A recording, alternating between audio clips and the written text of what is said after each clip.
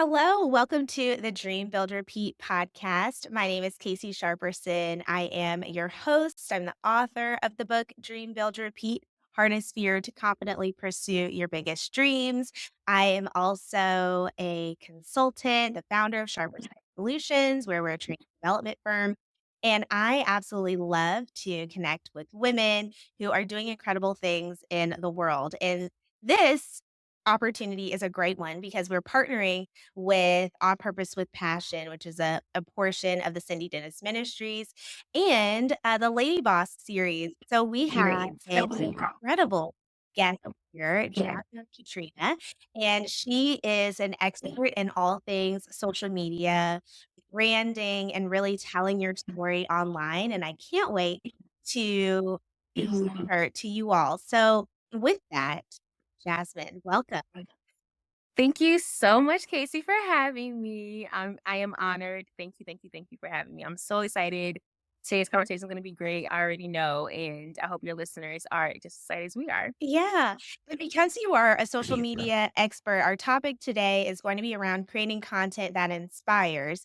And because of that, I already mentioned that you're a social media maven, but would love for you to give kind of a quick and dirty overview of all the things that you are, all of the Uh, experiences, why you're the expert here, and just let the people know that they are in the presence of greatness.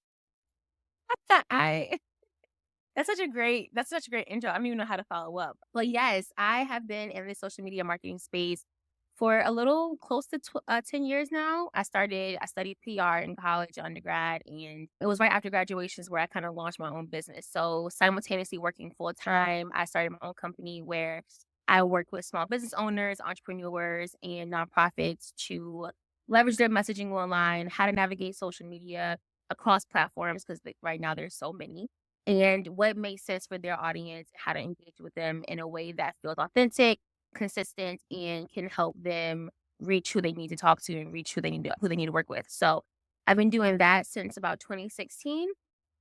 And in 2020, I kid you not, I feel like I had a vision from the Lord to start my YouTube channel. And so I started my YouTube channel June 2020, so almost 4 years now.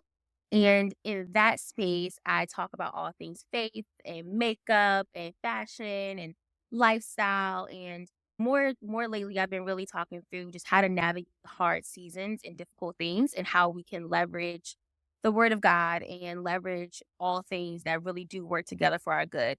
And so I've been doing that for the last 4 years and across Instagram, TikTok, Threads now, Pinterest, I am sharing either something related to my beautiful dog or something related to my home, something related to self-care, makeup, fashion, and of course my faith. So a lot going on, but yeah, that's me in a nutshell. Thank you. Thank you for giving us a peek. And what I appreciate is that while you have different elements, like you're working full time, you have your own business, you have your own brand, but still you have this kind of overarching theme and kind of a through line, which is a lot of what I talk to my clients about, which is like, even if you have a bunch of different interests, you have a bunch of different things that you are doing or that you want to do, how do you make sure that your brand is still your brand, right? Across Oh yeah. bases.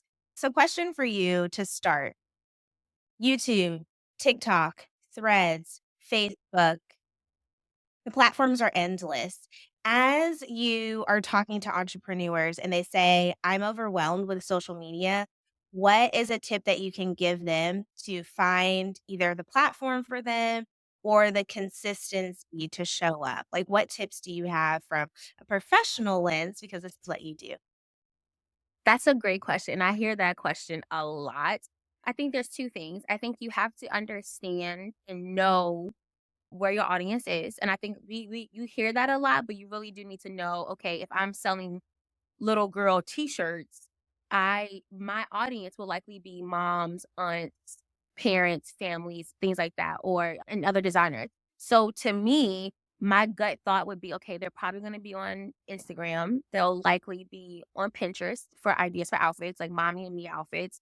And they're going to be probably in Facebook groups. A lot of moms are in Facebook groups. And so to me, that tells me as an entrepreneur and as a business owner, okay, I might need to prioritize joining Facebook groups, Not that I need to post, but I need to be accessible to where people are the conversation is at. I might want to post on Instagram and I might want to post on Pinterest. So I would probably prioritize those two platforms as far as where I show up. And then from there, I always tell people there are a lot of people who trade themselves as gurus, but the reality is consistency looks like what you can be consistent on. I am not, and I would never tell anybody, yeah, post 4 times a day, every single day. That's not feasible for some people. That's not sustainable for a lot of people. So if you can only show up once a week, show up once a week, but commit to the once a week. If you think you can show up twice a week, show up twice a week. The goal is to be consistent in what you can do.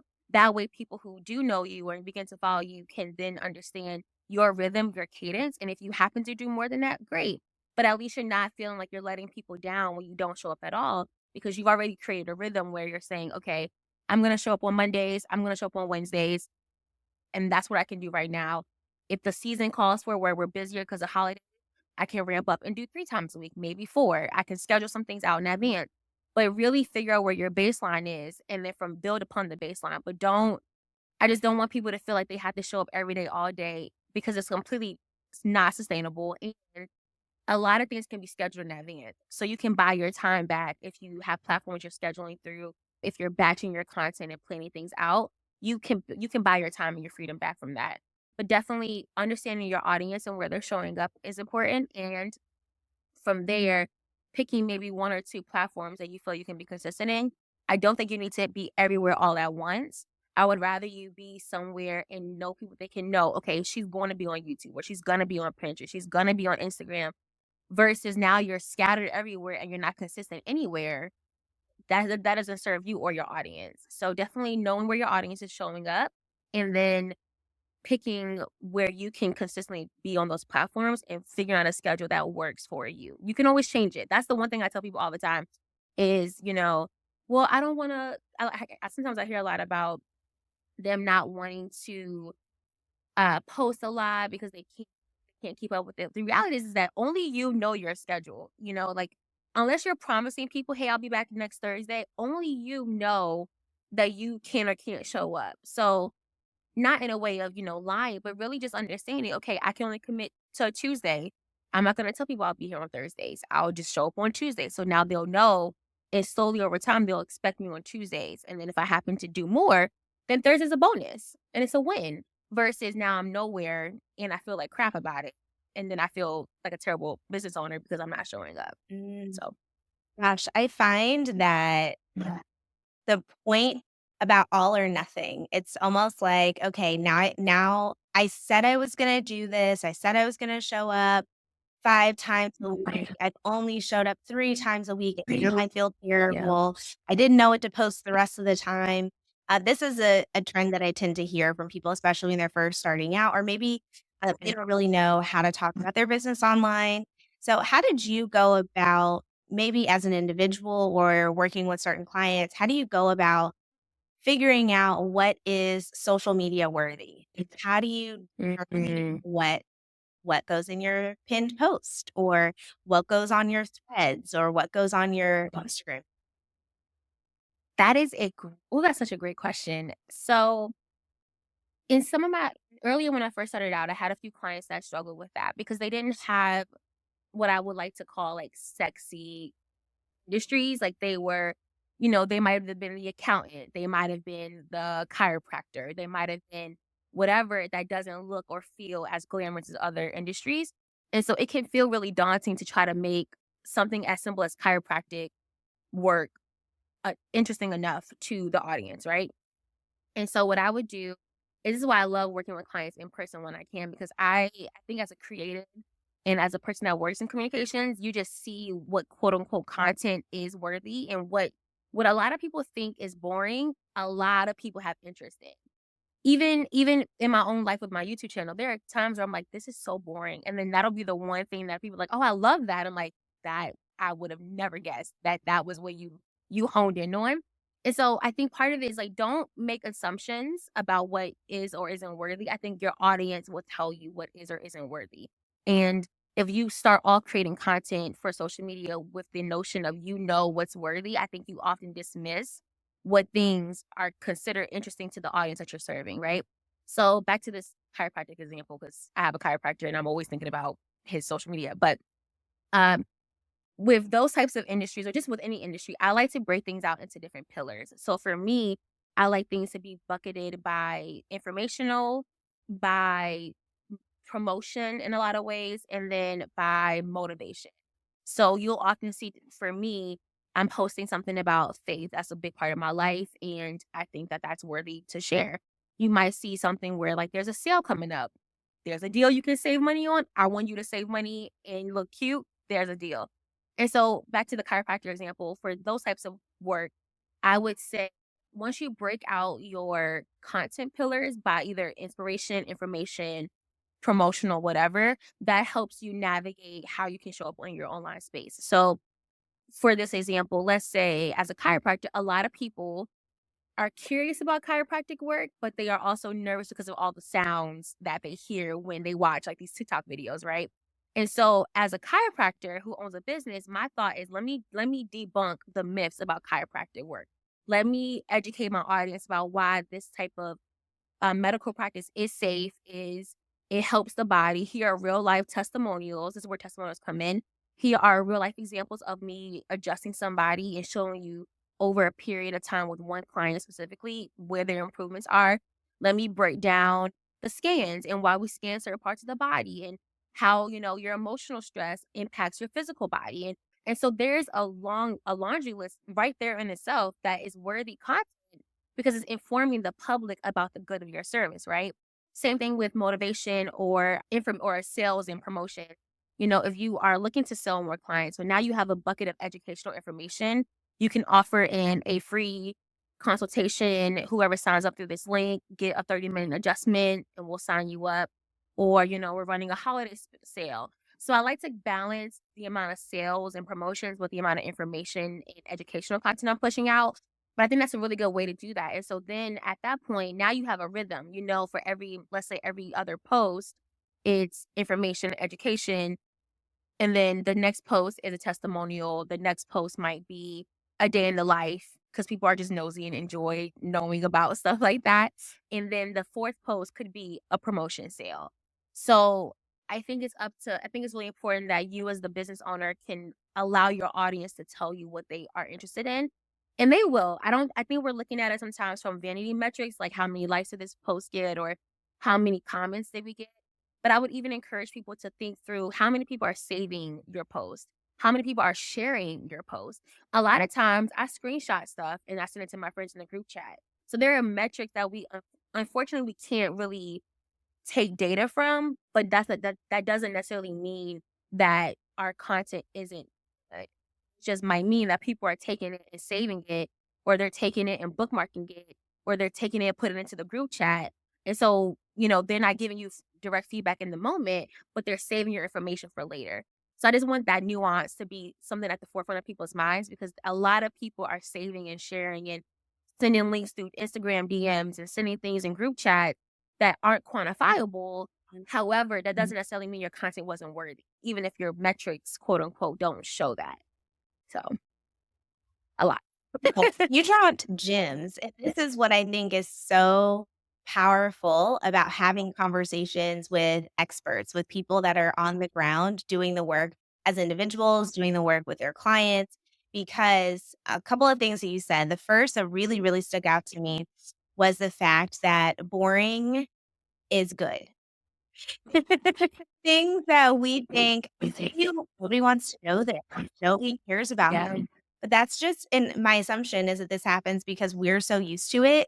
We get, we think that things are normal and regular, but that's because we're in that space versus Yeah. somebody that is learning about that space, learning about you, that's learning about your industry. It's not common knowledge. So that was really powerful. The second thing that really stuck out to me too that you talked about was, the non-quantifiable metrics that still matter. Like the Mhm. screenshots, because I can't tell you how many times I've screenshot something and then, went back to look for the original post, didn't actually like the original post even though I did like it, and still though, I was impacted by that, or like I'm going to tell somebody of, I heard this person on Instagram and you've got to go find them, but this is what they talked about. Like those are the things that are valuable, but we don't Yeah. necessarily, again, have the metrics for of how many times did Casey tell her friend about this post Yeah. and how she's going to share the post later. 1,000%. And I think at the end of the day, social media is just a digital version of word of mouth. So, like, even for me, when I first started working with my business, all of my clients have come from word of mouth.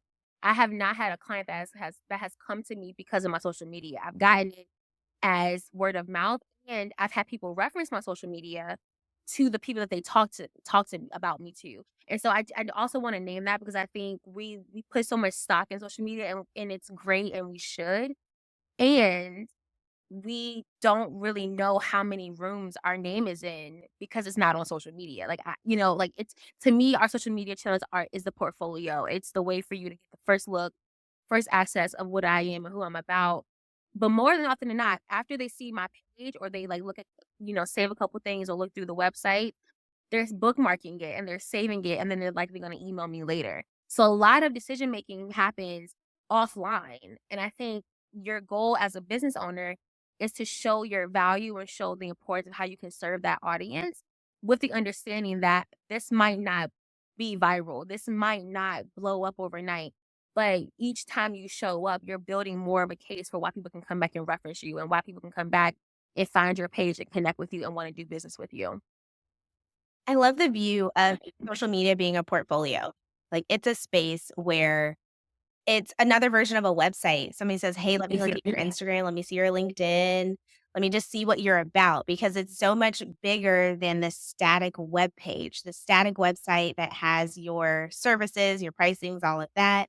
But your social media is your personality, it's the inspiration, it's the information, it's the do they have a promo code? I love that you talked about that.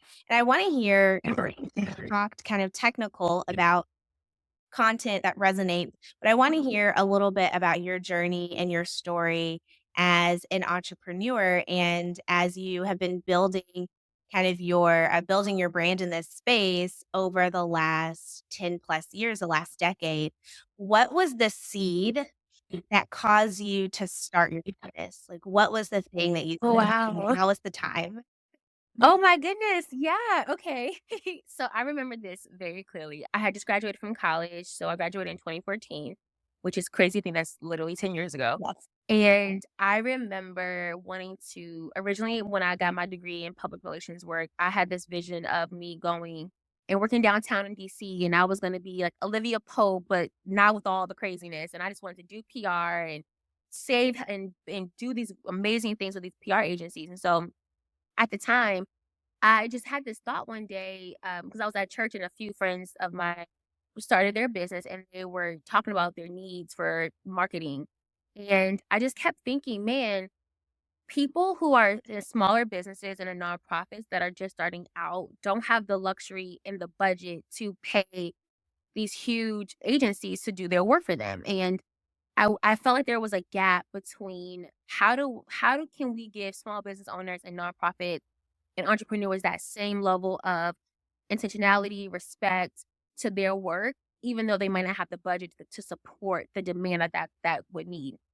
And so friends and I were talking, and I was like, "Well, I can do an email. Like I can do social media. I'm already in it. Like I grew up in the digital age. I know how to do this." And so I like freelanced and built their website for them and started posting for their Facebook page. And it was in that moment where and they were just so the gratitude that they had that someone I think saw them and was willing to work with them because I feel like everyone needs a start. Sometimes you just need a yes. And once you get the one yes, that's fine. Yeah. And I think a lot of times in my work and in my role specifically, I think the part that I play is that I get to help people with the yes. And I get to say, okay, you might not have this gigantic budget, but I can still say yes. There's something that I can do within the scope of my work that can fit your budget and also meet your goals, even if it's a short time or a long time. I want to alleviate that stress. I know what that feeling is for people who are trying to run businesses. They're so stressed about the marketing because they're not marketers, and I can alleviate that stress because I am a marketer. I study the trends. I know what our world looks like, So why not just give them one foot up in the door to say, okay, we can do a quick email sequence, we can do a couple of posts on Instagram, and I'll come in, I'll help take photos. And I enjoy stuff like that. So to me, the seed that really got my business started was when I helped that my very first client through word of mouth and just honestly freelance. I don't even know how much I charged at the time. And then they told other people, and then they came back to me, and then I started getting really nervous because I felt like I'm not a business owner. I just like to do these things. And then someone was like, "No, you can do this." And so, over the last, gosh, 7-ish years, I've had a lot of ups and a lot of downs. I've made a lot of mistakes, and I have been afforded some incredible opportunities. But I think at the end of the day, the seed is I the opportunity to serve, and I get the chance to give someone a yes. Because everyone has these dreams for their business. Everyone has dreams of impacting this world. And if they can't afford these $1,000,000 budgets, is it fair to let their dream die when you could actually help and just give them a chance or do something in their capacity? And so that was the seed. And from there, I really I went kinda heavy when I first started my business. I was just taking clients over and over and over, and now I've been able to slow down and really be more thoughtful about how many clients I can take given my full-time schedule and my own creation journey. But yeah, it was that moment, and I'll never forget their eyes lit up, and they were so grateful. And I'll never forget that feeling of how what I thought was, like you mentioned earlier, what I thought was so normal and it's so easy to me was like a breath of fresh air to them. And I was like, "Yeah, I'll never forget it." Oh, that's Mhm. beautiful. Giving somebody a yes is really powerful because I think that especially when you're starting out as an entrepreneur, starting out as a business owner, it can feel really daunting because it feels like you're competing with everybody that has a larger budget, an established following, loyal fans, all of that. So I wonder, from your perspective, for those that are struggling and saying, I don't know how to compete. Like, I don't know how to show up and compete with people that have these elaborate photo shoots or people that have a larger platform or people that are more comfortable in front of the camera or whatever it is. I think that we all have some version of an insecurity, especially as an entrepreneur, or something that we're like less confident in. So, what advice do Mm. you have for somebody that is struggling to show up for themselves or struggling to show up for their business online? Oh, okay. You ask great questions.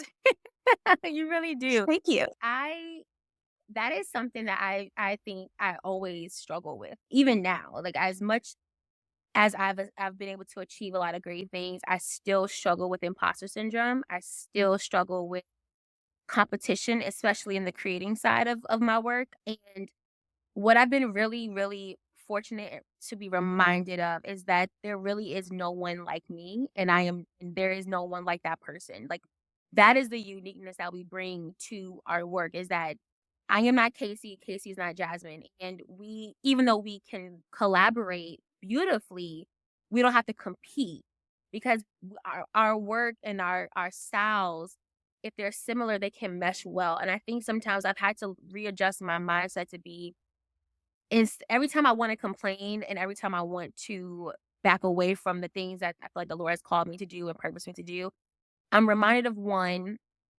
I should probably champion the same people that I'm comparing myself against. And lately, like, in real time lately, I was jealous of somebody, and I was just like, I feel icky about it. I'm like, I'm not an insecure person as much as I used to be, but this ick is there. And I remember complaining to some friends, and I feel like the Lord was like, "Well, show up. You complain, but are you gonna post similar content? Are you going to show up in the way that I told you to show up? Are you gonna be obedient to what I've called you to do?" And so then that thought came, and then the second thought I had was, okay, as much as I feel jealous of this person, let I've been forcing myself to leave comments and champion people, even though I might be jealous of them and insecure of them. And what it has taught me is that I check my heart posture around the work that I'm doing. I check my heart posture around the pride that I feel, the entitlement that I think I owe and I'm owed.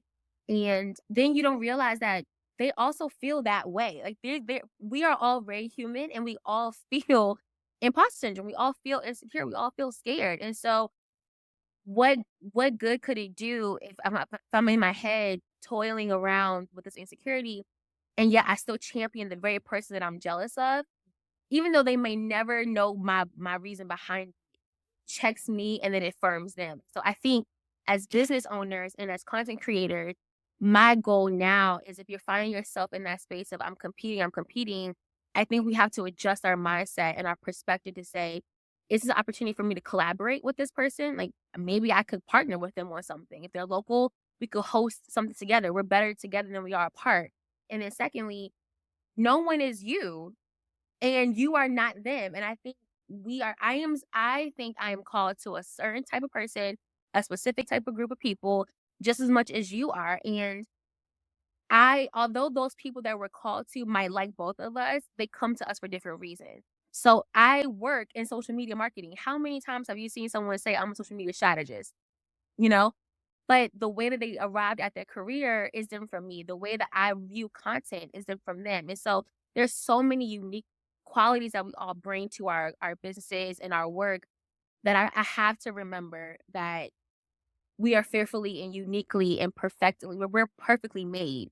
And there is no flaw in us because of who we represent. I think knowing that and having that through line is what helps me combat imposter syndrome. It's what helps me fight back against insecurities. And I think too, my community is big. Like I was just posting about this on threads and I had some people come up to me and talk to me about some stuff that they see my content on. And I was like, wait, you watch me? And like it was so weird. And I was like, that can't be true. And I went home that night and I was like, wow, I'm looking for affirmation from certain people, but I'm missing affirmation right in front of me. And I just want to encourage the people that are listening to just take a second, step back and look around you. Like there are people who are actually supporting you and championing you and rooting for you. But if you're solely focused on the things you don't have or the things that other people have, and you don't even know what it took to get there,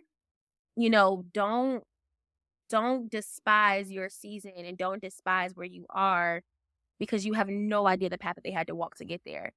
And if you knew, would you really want it? Like you have to ask yourself these really self-awareness questions. Like you really have to check your heart, especially in entrepreneurship. This is a hard fight. Entrepreneurship is hard and it will test your character and it will make you refined and it will make you better if you allow it to. And so I think to your question, it really comes down to knowing who you are, believing in who you are, having a community that can champion and support and affirm that, and then recognizing that if there's any moments where I want to compete, then your next question might be, okay, where can I collaborate? How can I support them? What can I do to help serve them? Although I'm jealous of them, because it's going to check you. And I promise you, like, as I've been doing this, I'm so much better for it.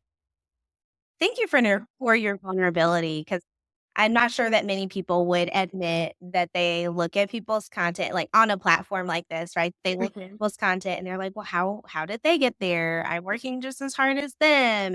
But that to me is it's real and it's honest, and you can have those thoughts and still be a quote unquote good person, right? Like it's not Yes. it doesn't it just because you see something that you're like, "Man, how did they get here?" Or like, "I wish I had this."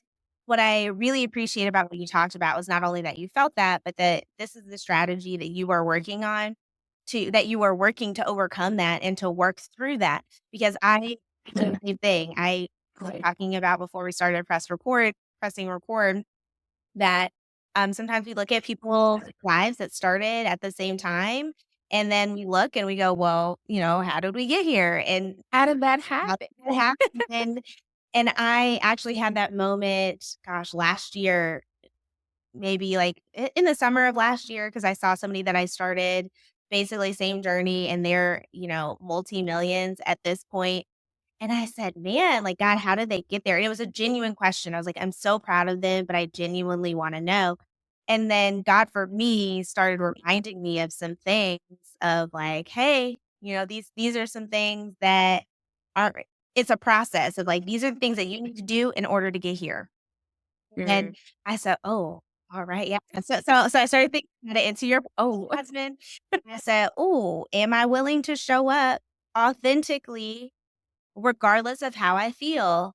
And the reality is that there have been many a times where I had ideas that I sat on and I questioned and I doubted, when in the end, if I had moved forward in obedience, who knows what would have been viral?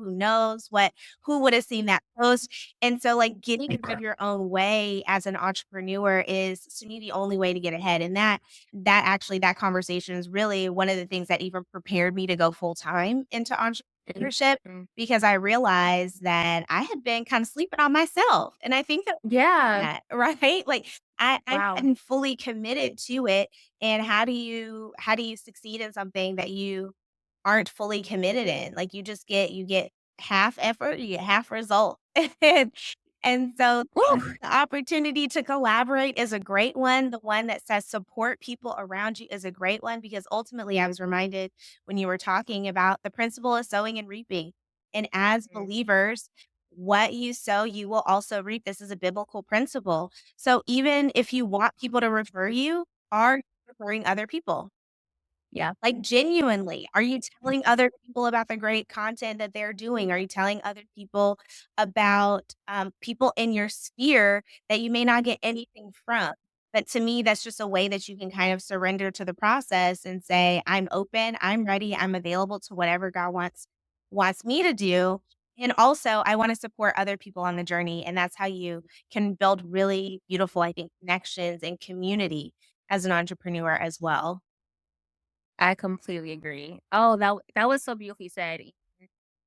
It so true. It's just so true. I think one thing I was reminded of is that when you were speaking, we all have like incredibly unique opportunities. And I think for so long I was so focused on what I saw other people doing that I was missing all the achievements I had actually accomplished. And I think we're close to ourselves. So we're obviously the hardest on ourselves. And I think we often diminish, like you mentioned, like you slept on who you were. And I know for me, I've diminished who I am because it's not like them and it's not like that person or this person. And so, but but I've accomplished a lot and I should be proud about that. And I think to those that are listening, really take inventory of all the things. I think that's why gratitude is so important. Like take inventory around all the things you've been able to do and accomplish. And, you know, biblical principles like the word talks about, don't despise small beginnings. And I've really been leaning into that. Like I am so thankful for the slow growth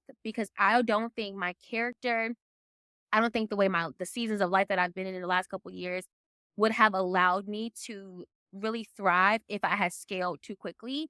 If I blew up overnight success across like YouTube and other things, I can pretty sure guarantee I would not be a woman of good character if I got those things too fast. And I've just come to a place where I don't want things prematurely. If it means it needs to be in the slow cooker, let it be in the slow cooker. If it needs to be on the front burner. But I just really believe that with gratitude and like you said, supporting other people and reminding yourselves of what you've accomplished, all the things really do work together, good, bad, and indifferent. And so knowing that, and that's the place where I operate from. I'm trying to make sure that I operate from a space and place and all the things that I do, that all things really do work together. And it's a character development. Like especially as a new business owner, there's so many things that people don't talk about when it comes to new businesses and being able to fail forward and to fail fast and to fail often, that experience in and of itself is going to attack your pride, is going to attack your strength and your fortitude, it's going to attack all these things that need to be chipped away for you to be the full character and the full thing that your purpose to be. And so, yeah, you said it beautifully. It really matters. It really matters. And I'm just thankful more now that I don't have what I thought I wanted too soon because I wouldn't have been able to sustain it at all, at all. Yeah, it's the building and the establishing of the character along the journey that I think is underestimated. I was thinking about, there's this very popular, I'll call her a rapper now. She's defined as a rapper, and she's young. And when I tell you, I didn't know who she was. I'm in a different generation. I feel like there Get are you. new celebrities of every moment. But I heard that her very first show that she ever performed was in front of 10,000 people. Mm, And I just said, "My God." I can't imagine having mm-mm. to grow. and having to mature in performance or in whatever it is that my craft is in front of that many people. And I think that we Nope. underestimate the value of either the hidden season, building seasons, the growing seasons, and the developing seasons. Because if she had developed and kind of done this process of working small venues and performing at different organizations, that by the time she got to this 10,000, she's already had her 10,000 hours versus viral overnight on stage. And now she has the weight of the world on her looking at how she's showing up. And now people are talking about her. Like, it's a lot of pressure. So That sounds terrifying. it That sounds does, so absolutely terrifying to terrifying to me. me, but I love that you said that, like, just the journey and the beauty of trusting God with your process, and even if you have the moment where you just started your business and you blow up and you're making a bunch of money really quickly, praying and asking God for wisdom and strategy of how to prepare you to sustain the thing that He Yeah. has given you in your That's so good. Yeah. Oh, that's so good. Yeah. I heard once from a pastor who I love, and she said, we always want to be on platforms. So many people want to be on stage, and so many people want to be in the light.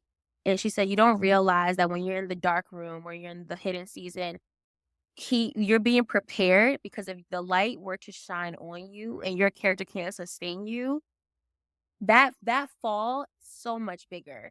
And I think when it comes to social media, I've had to remind myself this too when I felt myself have insecurities or imposter syndrome and pride and just things come up to the surface.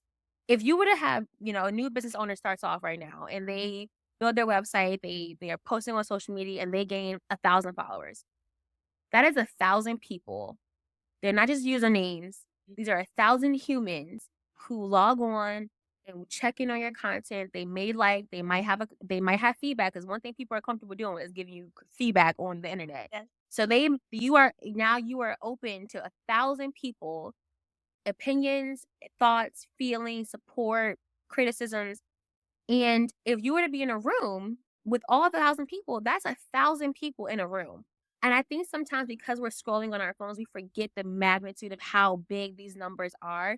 And for example, with my YouTube channel, I think I'm at like a 560 followers. And for a while, thank you. For a while, I was so mad, but I was so insecure about it. I was like, I've been doing YouTube for almost, at that time it was like 2, 3 years. I'm like, I've seen people have videos on how I grew to 1,000 followers in a year. And I grew in 6 months. I'm like, what am I not doing to get there? Like I'm trying. And a friend of mine she was like, you have almost 500. I was like, yeah. And she was like, girl, that's enough. That's enough for a class. You can teach a class. Like and so she put into perspective for me about if those 500 people were in the room, I will be teaching like a webinar. I will be teaching on a one-day symposium to these people in the audience.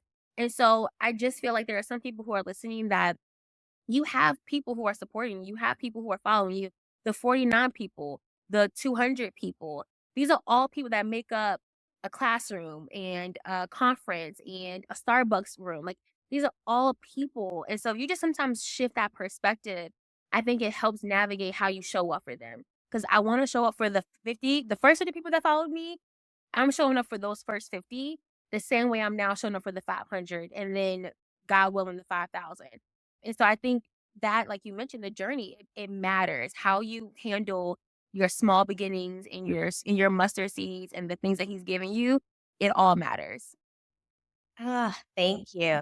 Jasmine, you have dropped nothing but gems. I hope that people will not only listen, but heed and pray that God opens up their eyes and their hearts to receive what is for them specifically Yep. and take note because you gave us both strategy and inspiration across our time together from, how to have the confidence to post, what to post, how to pick your platform, overcoming imposter syndrome. I mean, we've gotten so many incredible gems. So thank you, Jasmine. Yeah. I want to create a space for you to share how people can learn more about you, how they can connect to your YouTube channel, because I know that now there are people that are saying, oh, I need to go subscribe because what she's talked about, I be a part of this community. So tell how we can connect. I love that. First, let me just say again, thank you for having me. It really is an honor. I don't take it lightly. So thank you.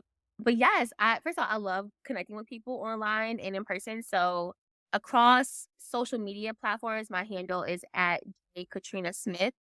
And on my YouTube channel, it's Jasmine Katrina. And so you should see my face pop up and all my little vlogs and videos and things like that. But I'm across socials, Katrina Smith, and then I have recently started a Substack. I wanna start writing, and I think people aren't reading enough.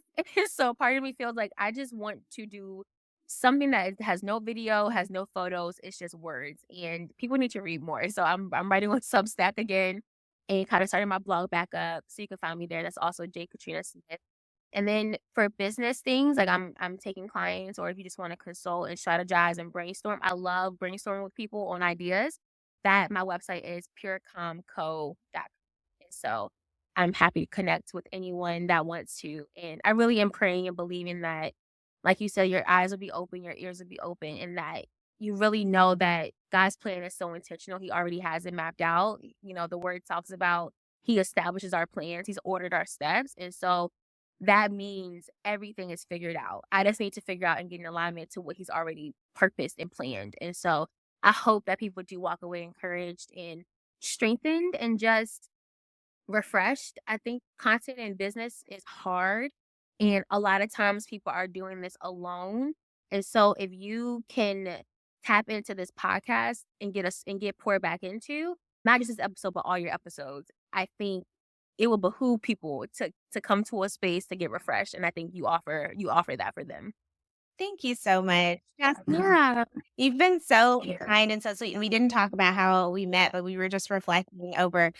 I think we've probably known each other at a decade at this point, which is Yeah. wild. Yeah. We Mhm. out in a women's group together, a women's ministry, and then have just I've witnessed Jasmine's just growth and blossoming of all the different areas of how she's showing up online and how she's helping people.